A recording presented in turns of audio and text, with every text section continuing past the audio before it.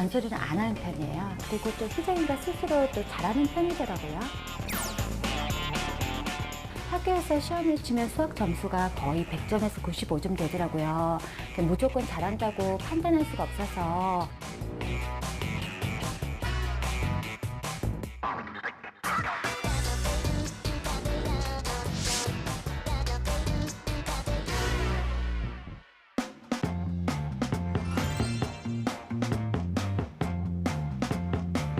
안녕하세요. 즐거운 이야기를 통해 수학의 재미를 찾아보는 수다학입니다.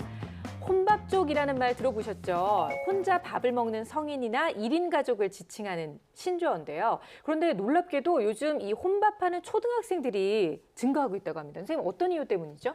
네, 맞벌이 부모가 많다 보니까 혼자 먹는 학생들이 많이 늘어날 수 네. 있죠. 근데 고학년 같은 경우는 또 잘 차려 먹어요. 막 쿠키도 만들어 오고 이러거든요, 애들이. 근데 문제는 이제 빡빡한 학원 스케줄이나 또는 숙제 같은 거에 밀려서 이제 편의점이라든가 길거리 음식, 또 초등학생 같은 경우는 돈의 여력이 별로 없기 때문에 불량식품을 네. 그렇게 자주 섭취를 해서 문제가 크거든요. 그래서 조사 결과에 따르면 성인들이요, 월 6.5회 정도 혼자 밥을 먹는다고 해요. 그렇군요. 근데 초등학생들이 일주일에 2번만 혼자 밥을 먹어도 어른들의 그런 평균을 훌쩍 뛰어넘는 거죠.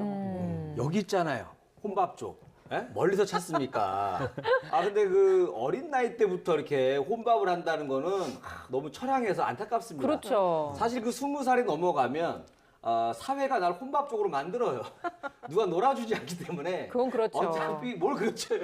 어차피 아이고, 안타까워라. 혼밥할 시간이 많습니다. 혼자 밥 먹다 보면 나중에는 어떻게 되냐면 혼자 먹기 싫어가지고 인형하고 같이 먹어요.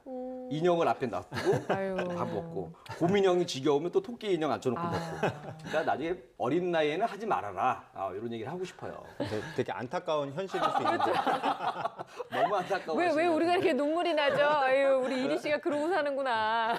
네, 사교육의 천국인 우리나라에서 흔히 볼 수 있는 모습이라서 더 씁쓸함이 나오는데요. 네. 우리가 이것을 야 친구랑 같이 먹으면 되지 않아? 라고 이야기할 수도 있지만 단순히 혼자 먹는 것이 문제가 아니라 한창 커야 되는 학생들이 밥 먹을 시간에 그것이 그렇죠. 아까워서 공부를 하러 막 뛰어가는 것이 문제라는 생각이 듭니다. 저희 네. 제자 중에서도 밥 먹는 시간이 아까워서 이제 밥을 거르고 공부를 하던 친구가 나중에는 위험이 생겨서 어휴. 수능 한 달 전에 입원을 하는 모습을 보게 됐었어요. 네. 많은 학생들이 이런 고민들과 모습들이 있는 것 같습니다. 저도 왜- 비슷하네요. 그래요? 저도 그 노는 시간이 아까워가지고 아까워서. 밥을 너무 빨리 먹다가 위가 아팠거든요. 아니, 왠지 그 민성원 선생님은 그런 일화가 있잖아요. 이게 비빔밥만 드셨다고 시간이 아까워서. 네, 기억하고 있어요. 밥을 먹는다는 게 두 가지 측면이 있는데요. 하나는 골고루 된 영양소를 다 섭취하는 거죠. 어릴 때 자랄 때는 단백질하고 탄수화물, 비타민 같은 무기질이 필요하니까 그게 간식으로는 참 해결되기 힘든 거거든요. 그렇죠. 간식은 거의 달고 짜고 탄수화물 위주로 많이 돼 있기 때문에. 또 하나는 같이 식사를 했을 때 거기서 사회성을 배울 수 있다는 거죠. 그래서 아침 식사를 부모님과 함께 하는 집안의 아이들이 공부를 잘하더라. 이유는 그 아침 식사가 그 뇌에 주는 좋은 영향도 있지만 그런 좋은 분위기, 함께 밥을 네. 먹을 수 있는 화목한 가정 분위기가 이 아이의 정서를 안정시켜서 네, 네. 성적을 올릴 수 있다는 그런 측면도 있기 때문에 어쩔 수 없이 혼밥을 하는 한이 있더라도 좀 아침 식사만큼이라도 온 집안 식구가 같이 밥을 먹을 수 있는 그런 분위기가 됐으면 그래요. 건강도 챙기고 성적도 오를 수 있을 것 같아요. 네, 가족 모두를 위해서 함께 노력해야 되는 부분인 것 같아요. 무엇보다 한참 잘 먹고 잘 커야 되는 우리 아이들이 공부한다고 밥기니를 놓치고 또 혼자 그렇게 처량하게 밥 먹는 모습을 생각하니까 마음이 참 안타까운데요. 지금이라도 우리 아이가 정말 충분한 영양 섭취는 잘하고 있는지 또 충분히 잘 쉬고 있는지 아이의 건강과 생활을 좀 되돌아봐야 할 것 같습니다. 자, 오늘 수다학을 찾아와 준 주인공은요. 초등학교 4학년 여학생인데요. 과연 어떤 수학 고민이 있는지 지금부터 화면으로 함께 만나보겠습니다.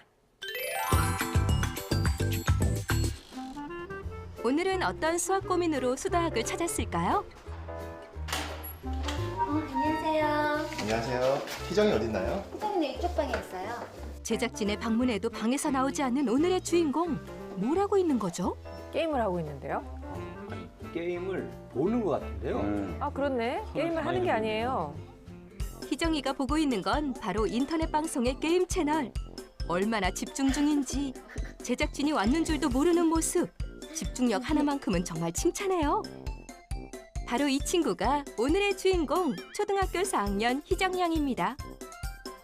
그나저나 이쯤 되면 엄마의 불효령이 내릴 법한데 근데 어머님이 지금 웃고 계시는 거죠? 뒷모습인데도.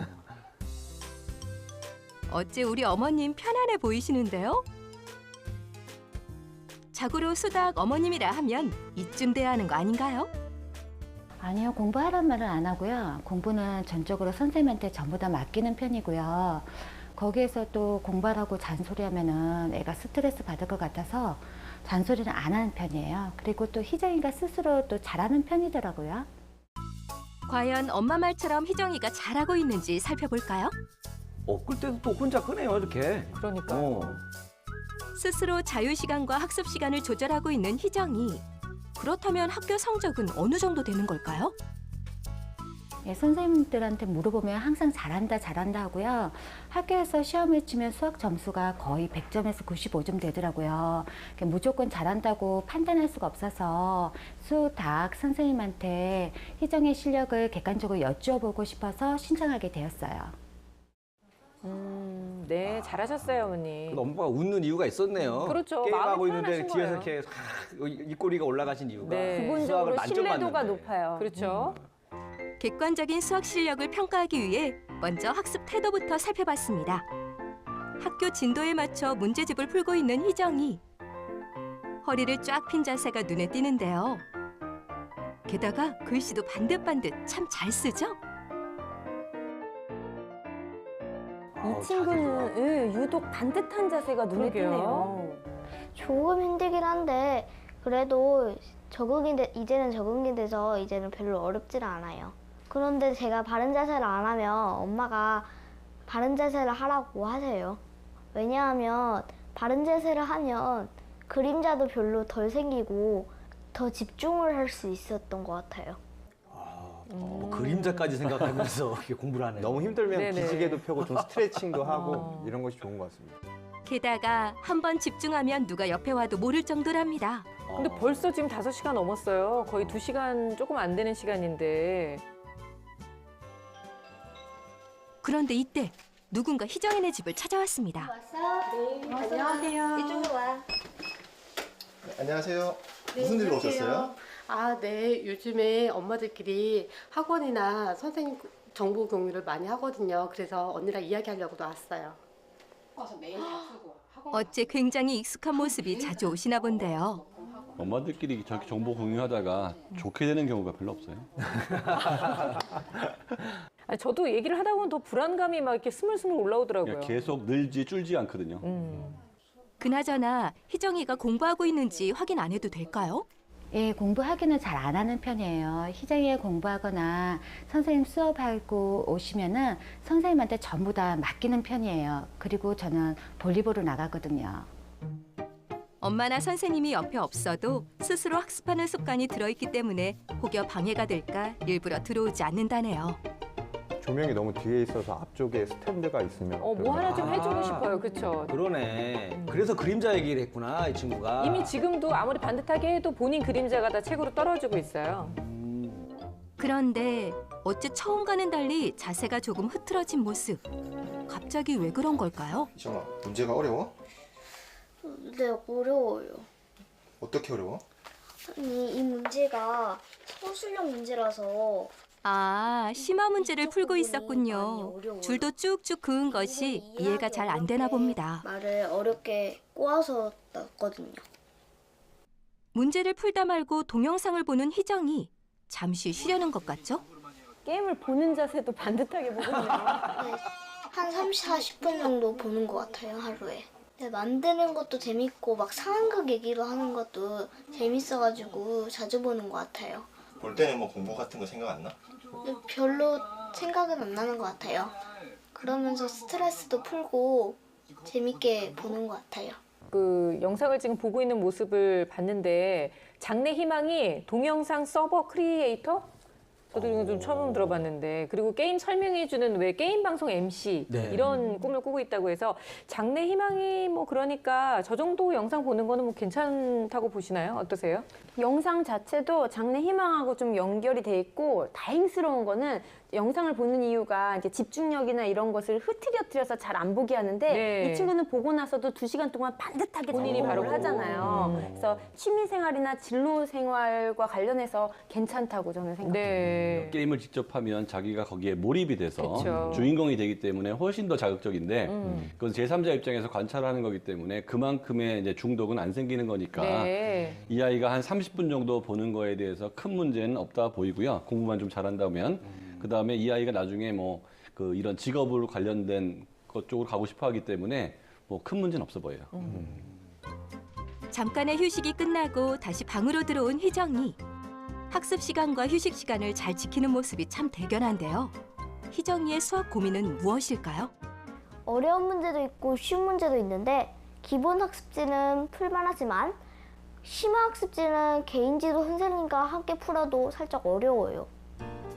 기본 문제는 자신 있지만 유독 심화 문제에 어려움을 느끼는 희정이. 학습량이 부족하진 않을까요? 예, 요즘 최근에 예전에 선생님이 오셔가지고 일주일에 2번씩 수학을 수업 봐주실 때 숙제도 내지 마라 하고 복습을 전혀 안 했어요. 3학년 되니까 수학 문제를 한두 개 실수를 해오더라고요. 그래서 하루에 1장에서 2장을 풀 수 있도록 노력을 하는 편이에요. 고학년이 되면서 수학을 잘하고 싶은 욕심이 생겼다는 희정이. 희정이의 수학 실력이 쭉쭉 올라갈 수 있는 방법을 알려주세요. 네, 짧은 화면 속에서도 아, 굉장히 똘똘한 아이구나라는 게 느껴지는 초등학교 4학년 우리 희정 양과 어머님을 함께 만나봤는데요. 일단 자세가 너무 바르고 말도 아주 조리 있게 잘하고 누가 봐도 정말 탐나는 아이인 것만은 확실한 것 같아요. 근데 어머님 입장에서는 지금 현재 누구나 다 잘한다 하다 보니까 정말 잘하는 게 맞나? 이런 의심이 좀 드실 수도 있을 것 같거든요. 맞아요. 실질적으로 너무 잘 하고 있기 때문에 어머님께서 이제 칭찬하실 만하고 또 신뢰가 가긴 하지만 또 고학년에 올라가면서 불안한 부분이 있는 것 같은데요. 희정이가 실질적으로 어렵다고 이야기한 문제를 네. 보면서 우리가 한번 이야기해 보도록 하겠습니다. 기초는 잘 잡혀 있지만 심화 문제에 어려움을 느끼고 있는데 아까 전에 보여줬었던 도둑 잡는 문제가 있었어요. 네. 그 문제에서 보면 희정이가 문제풀이를 할 때에는 거짓말을 한 사람이라고 하는 것을 기준으로 문제를 풀었는데 그렇게 될 경우 기준이 2개가 되기 때문에 해설을 하기가 상당히 어려운 부분이 있는데 그렇군요. 여기에서 진실을 말한 사람이라고 만약에 이야기했을 경우에는 A, B, C 각각이 진실을 말한 경우가 있기 때문에 문제를 수월하게 풀 수가 있어요. 이런 것에서 헛갈렸었던 부분은 결국에는 문제를 잘 해독하고 해설하는 것에 대한 것을 하는 습관이 들여져야 네. 되는데 그러기 위해서는 독서를 한 30분 이상 한다든지 아니면 심화 문제가 잘 연습이 되어 있지 않은 것 같은데 집중력이 높다 보니까 30분에서 1시간 정도의 심화 문제를 풀 수 있도록 어머니께서 지도해 주시면 좋겠다는 생각입니다. 네. 근데 제가 봤을 때는 이게 좀 문제가 리얼하지가 않아요. 문제가 그래요? 잘못됐습니다. 그러니까 예를 들어서 A는 말하고 있는데 이마에 땀이 났다. B는 말하고 있는데 눈동자가 심하게 흔들렸다. C는 말할 때 입이 많이 떨렸다.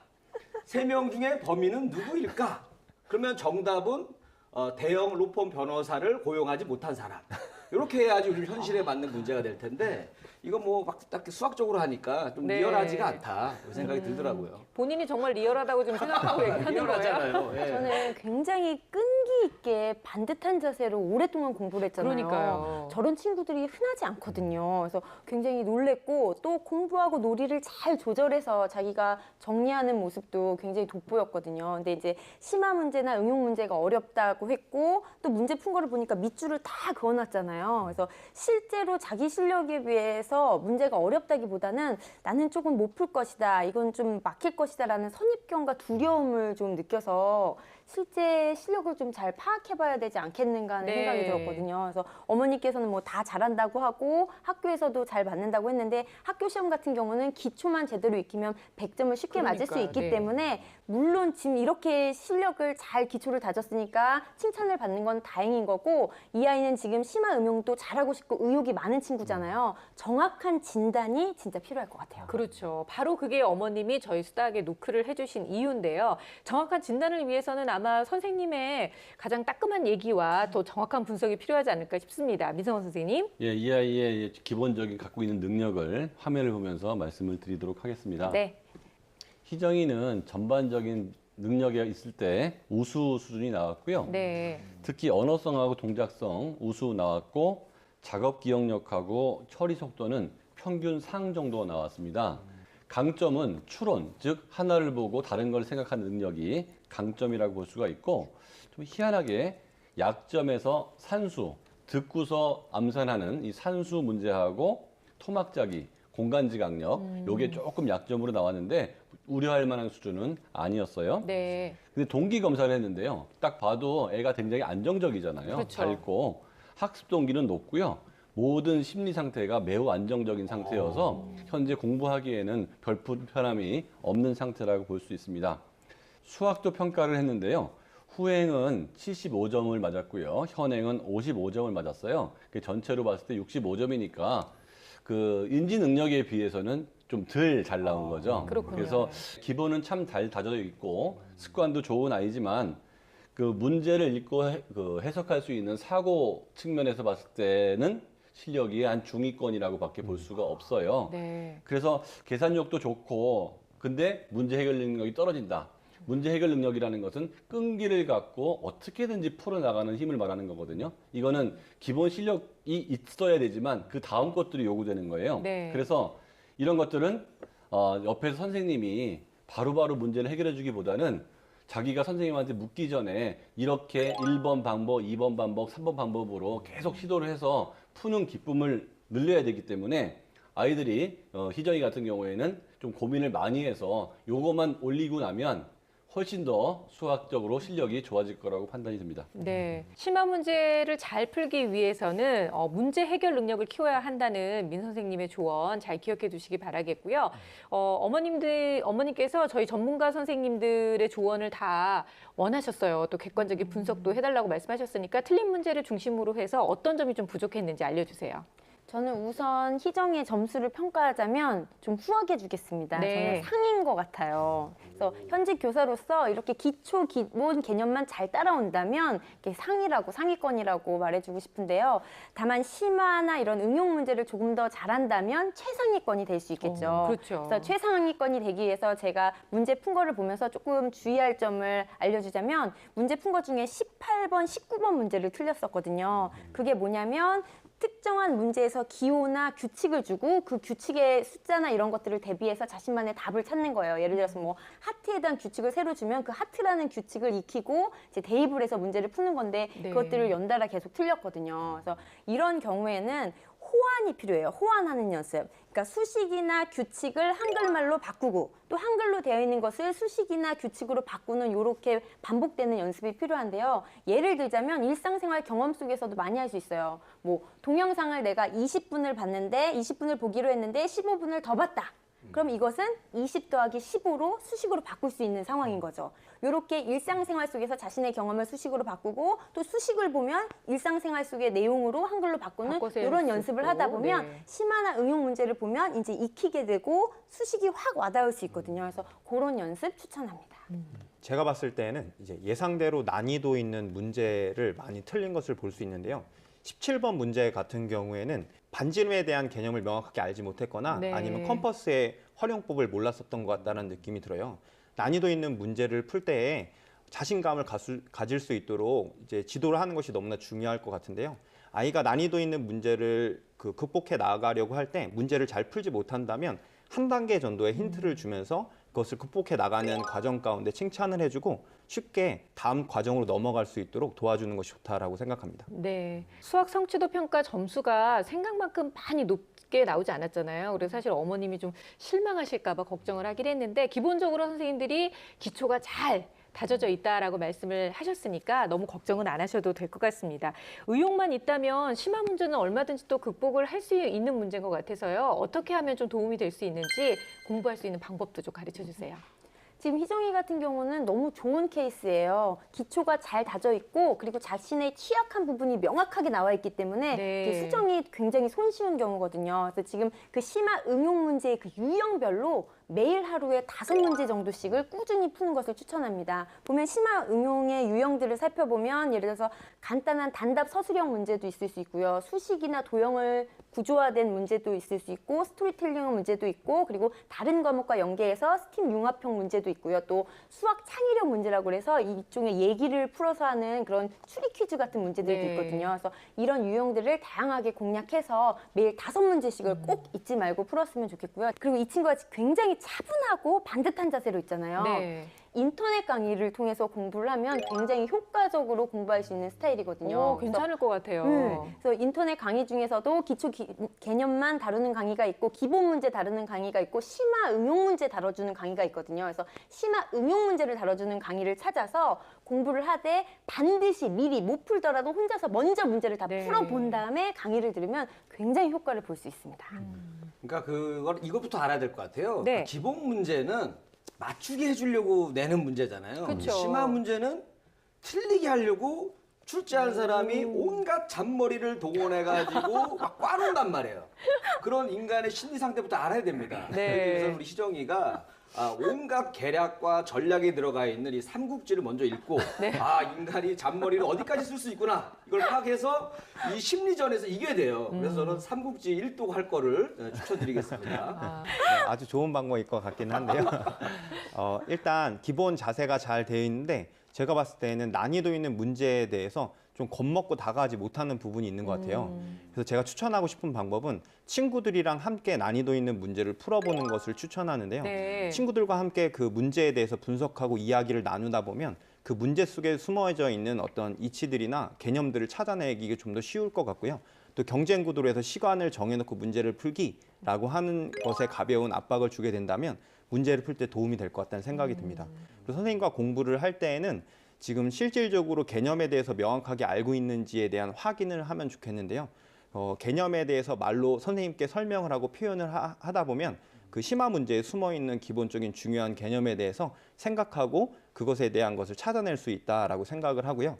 또 좀 더 쉬운 방법으로는 수학 일기 써보는 것을 추천하는데요. 수학 일기. 새로운 어떤 개념을 배웠을 때 그 개념을 말로 표현하는 연습을 하다 보면 심화 문제를 풀 때 좀 도움이 될 것 같습니다. 네. 어쨌든 지금 말씀해 주신 방법들을 통해서 좀 더 심화 학습과 가까워질 수 있는 그런 노력을 기울이면 좋을 것 같은데요. 엄마의 역할을 한번 좀 얘기를 나눠봐야 될 것 같아요. 우리 마지막 영상의 그 모습을 보면 얼마나 행복해 보입니까? 이거는 엄마가 공부하라 소리를 안 하는 집에서만 가능한 그런 모습이거든요. 아이하고 너무나 이제 더 이상 갈등이 없는 그런 모습인데요. 하지만 그래도 희정이가 아직은 어리니까 엄마가 좀 더 관여를 하시고 너무 선생님한테만 전적으로 맡기지 않으시는 게 더 좋지 않을까라는 조심스러운 예상도 좀 해보거든요. 저는 공부는 그 재미로 시작해서 인내로 끝난다고 얘기를 하는데요. 그 항상 익숙해지면 그 다음 단계를 못하는 거 자기 스스로는 익숙해진 게 편하기 때문에 네. 아이가 워낙 야무지다 보니까 엄마가 맡긴 건데요. 초등학교 4학년 아직도 어린 아이거든요. 축구 선수가 축구를 잘해도 감독이 필요한 것처럼 그렇죠. 엄마가 방향을 제시해주고 난이도 설정을 해주셔야 돼요. 그렇지 않으면 자기가 스스로 찾아서 고통스러운 문제를 풀기까지 가지는 못한다는 거죠. 그래서 어머니의 그 관리 감독이 필요한데 학습을 정할 때는 이 아이의 수준보다 조금 어려운 수준을 계속 제시해야 되고 그 다음에 진로에 대해서도 앞으로 이 아이가 뭘 할 건지 고민은 아이가 하기에는 그게 사실 쉬운 일이 아니에요. 네. 방향을 어머니가 잡아줄 필요가 있고요. 그 다음에 학년이 올라가면 올라갈수록 뭐 스토리텔링하고 연결되기도 하고 지문이 길어지기도 하기 때문에 그 어휘력하고 독해력을 함께 또 키워줄 수 있는 플랜을 어머니가 제시하셔야 돼요. 네. 안 그러면 자기가 좋아하는 것만 계속 빠지게 돼 있거든요. 그러면 한쪽 다리만 굵어지든지 한쪽 팔만 굵어지는 그런 현상이 생길 수가 있습니다. 그리고 희정의 실력을 어머니가 이제 굉장히 궁금해 할 텐데요. 자꾸 심화서 문제를 자꾸 풀다 보면 조금씩 좋아질 거고 과거에는 힘들어했던 문제들을 잘 푸는 것만으로도 이 아이의 심화 능력이 좋아지고 있구나 이렇게 판단하시면 될 것 같아요. 보니까 그 희정이 어머님이 그 관여를 많이 안 하시는 것 같아요. 그 부분은 이제 저희 어머니하고 비슷합니다. 다만 희정이랑 저랑 성적 차이가 좀 많이 날 뿐이지. 그렇죠, 네. 저는 뭐 노는 거, TV 보는 거, 공부하는 거 전혀 관여 안 하셨어요. 만약에 우리 어머니께서 야 이리야 네가 개그맨이 되더라도 야 서울대 나오거나 좋은 대학교 나와가지고 개그맨 되면 더 유명한 개그맨이 될 거야. 이렇게 동기부여를 해주셨으면 그래도 조금 공부를 열심히 하지 않았을까. 아직도 이 나이 먹어서도 철이 덜 들어서 엄마를 원망하고 말입니다. 그래서 우리 희정이한테 어머니께서 꿈에 대한 좀 동기부여 정도는 좀 관여해줬으면 좋겠다 이 얘기입니다. 네. 이리 씨가 만약에 네. 그때 공부를 더 열심히 했으면 개그맨이 안 되고 네. 방송국 관리팀에 들어가서 일을 하고 있지 않을까. PD 됐죠, PD. 아니, 그렇죠. 경리부에서 일을 하고 있지 않을까. 경리부에서.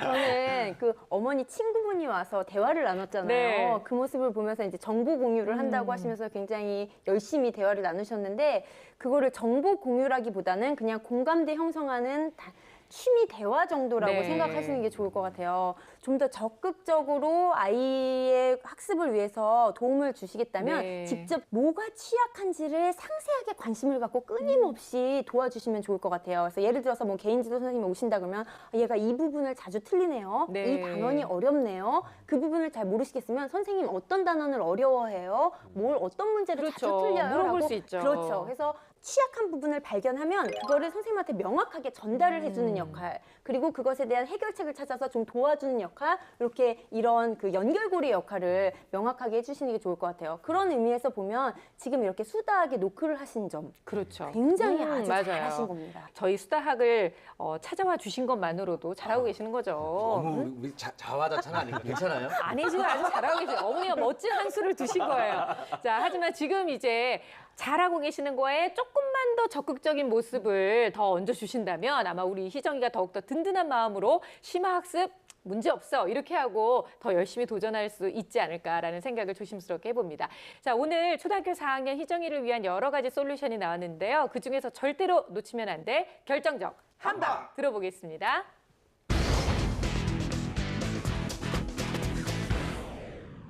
제 결정적 한방은 핵심입니다. 심화 응용 문제 중 핵심적인 유형만을 골라서 핵심적인 문제 풀이 방법을 익혀야 합니다. 제 결정적 한방은 도전입니다. 심리 상태가 안정적으로 편한 것은 좋지만 약간의 긴장감은 학습 의욕을 더 높일 수가 있거든요. 지금보다 좀 더 어려운 문제, 난이도 있는 문제에 도전하시기 바랍니다. 제 결정적 한방은 DNA입니다. 심화 문제는 결국 핵심 개념으로 해결됩니다. 핵심 문제의 DNA인 개념으로 도전하세요.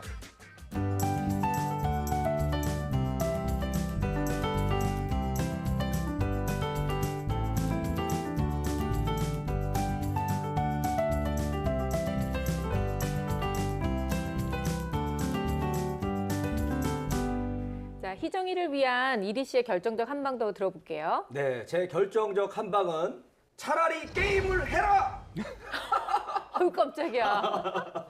아니 왜냐면은 희정이가 잠깐 쉴 때 남이 그 게임하는 방송을 구경하잖아요. 근데 사실 그런 거보다는 자기가 직접 해보는 게 부딪혀보고 느껴보는 게 수학 문제 네. 어려운 거 만났을 때도 해보고 부딪혀보는 습관이 되기 때문에 도움이 될 것 같습니다. 그래서 그 테트리스 같은 게임 좋잖아요. 그래요. 네. 순발력도 늘어나고 판단력도 좋아지고 그다음에 한 판 깰 때마다 또 러시아 댄스도 배울 수 있습니다. 따따라따따도 배우고 그죠? 근데 오락은 너무 많이 하면 눈도 나빠지고 집중력이 안 좋아지니까 적당히 하라는 부탁을 드리겠습니다. 그 부탁을 하지 말고 그냥 게임 하지 말라고 하면 안 돼요. 엄마 입장에서 게임을 해라 이러니까 너무 불안해서 이러다가 아니, 요즘에 큰일 날까 봐. 게임 잘해도 잘 풀리는 분들 많아요. 그리고 대도서관 그동안 잘 나가잖아요. 하긴 또 그건 또 그렇네요. 우리 희정이가요, 기초가 아주 탄탄하다는 얘기를 오늘 세 분 선생님들이 다 해주셨잖아요. 그것처럼 심화학습도, 심화문제도 기초라는 게 있을 거 아닙니까? 그 심화문제의 기초도 잘 다지다 보면 분명히 심화문제도 깰 수 있는 그런 날이 올 거라고 믿습니다.